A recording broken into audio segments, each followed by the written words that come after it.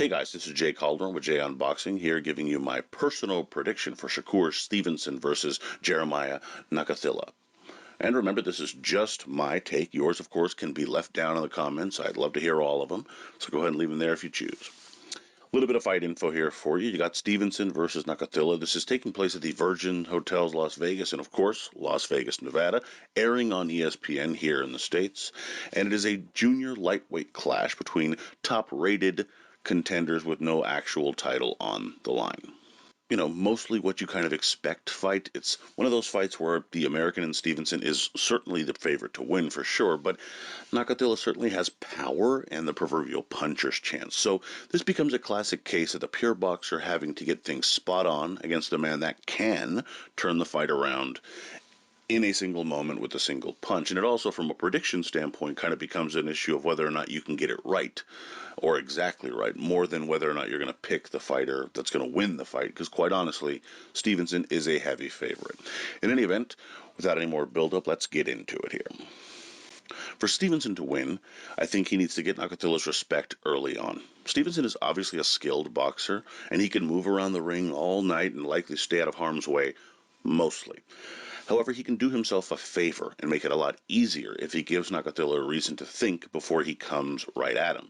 And that can happen if Stevenson lands something meaningful in the first few rounds. Something that lets Nakathila know that he has enough pop in his hands, that being Stevenson, that he has to respect it and not just bum rush him. Also, I would say don't back away in straight lines, use circles. Due to really good reflexes and anticipation skills, Stevenson has an ability to get away with backing up in straight lines when looking to avoid kind of engaging with his opponent. However, Nakathila isn't a small man. While I couldn't find his exact measurements, he looks big and long, certainly long enough to possibly catch Stevenson on the end of one of his shots if the American backs up straight. So mix circling away and kind of away from the power to keep him guessing as to where you'll escape, and this will allow for Stevenson again to ensure he's giving himself the best possible escape routes without Nakathila being able to truly commit.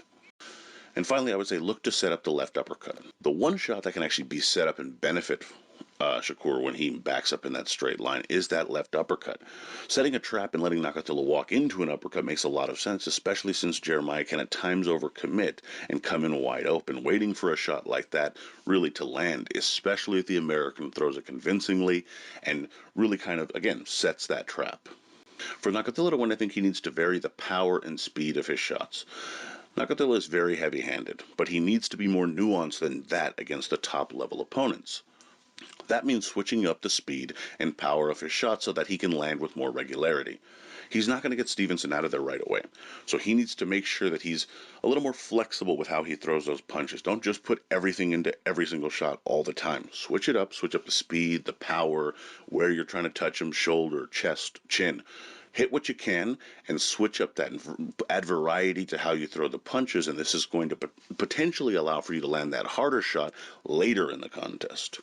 Also, be sure to cut off the ring. Don't follow Stevenson. Nakathila has a tendency to literally throw himself off balance when he throws his power shots and puts himself out of position. Well, you can't expect him to fix that from one fight to the next. A tactic that can help is cutting off the ring. Following will lead you to chasing, which leads you to being out of position. However, cutting off the ring allows you to line your opponent up for the shots you want to land and keep you in that more center line without throwing yourself in too many positions where you're out of really out of a position to protect yourself. Finally, the jab is just as important as the right hand. Another way you can help yourself set up those power shots is with that jab, of course. Nakathila has an okay jab. However, the volumes of jabs can sometimes make up for the quality of your jab. Letting the jab go frequently and consistently for Nakathila will be key as he sets up his second most important shot. And that is the second most important one, the straight right hand. It can be risky against a southpaw who can very easily counter over the top of that in Stevenson, but it's a risk worth taking if you're looking to land power shots. In any event, however, my pick here, at the start I mentioned, Nakathila had a puncher's chance at best, and that's where I think it stays.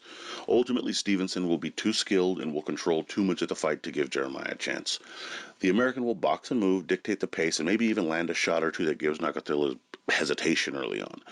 Perhaps down the stretch, the Namibia native will make it interesting with relentless pressure, but it will be too little too late as Stevenson uses a jab with right crosses and 2 or 3 shot combos to effectively ease his way towards a comfortable unanimous decision.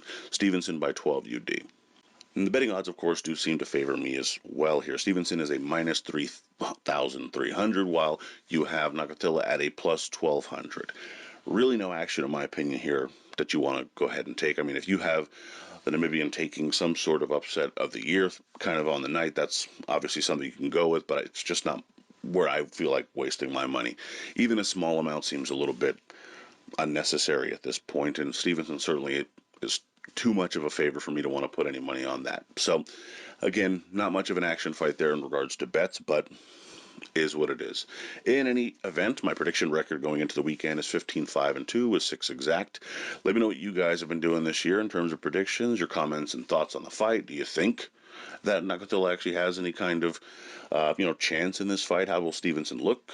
Thoughts, predictions, bets, so on and so forth. Love to hear it. Please be sure to like, comment, share, subscribe, and follow at jcalderon_JOB. And you can email me at junboxing@gmail.com. I'd love to hear from you there. Also, be sure to check out junboxing.com for schedule, results, betting odds, rankings, so much more. And as always, until next time.